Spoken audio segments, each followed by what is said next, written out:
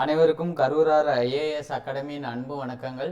இன்னைக்கு பார்க்க போகிற டாபிக் என்னதுன்னு பார்த்தீங்கன்னா இடப்பெயர்வு வேளாண்மை.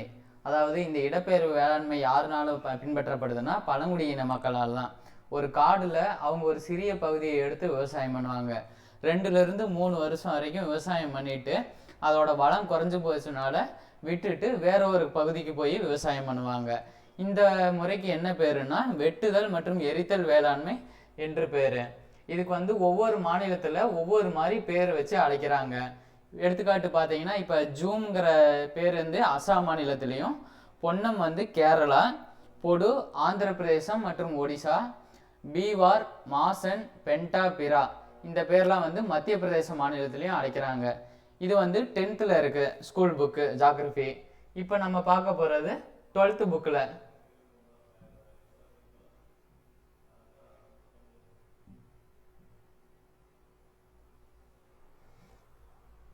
12th புக்கில் என்ன சொல்லியிருக்காங்கன்னு இப்போ பார்ப்போம்.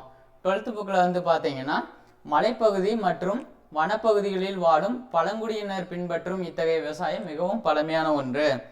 குறிப்பாக சொல்லணும்னா ஆப்பிரிக்காவோட அயன மண்டல பகுதியில் பின்பற்றப்படுதுன்னு சொல்கிறாங்க.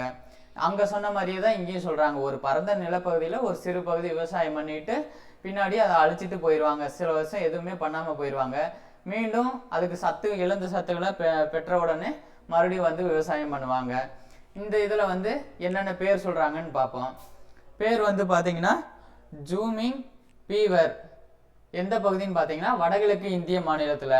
லடாங்கிற பேர் மலேசியா, செங்கின் ஆர் கைஹிங்கின் பிலிப்பைன்ஸ், மில்ஃபா மத்திய அமெரிக்கா மற்றும் மெக்சிகோ, கொனுகோ வெனிசுலா நாட்டில், ரோக்கா பிரேசில் நாட்டில், மசோல் காங்கோ, ரே வியட்நாம், ஹூமா இந்தோனேஷியா, தாங்கியா மியான்மர், சென் இலங்கை.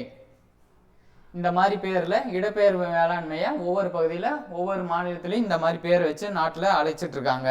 இது போன குரூப் 4 கொஷினில் ஒரு கொஷின் கேட்டிருந்தாங்க. நன்றி, வணக்கம்.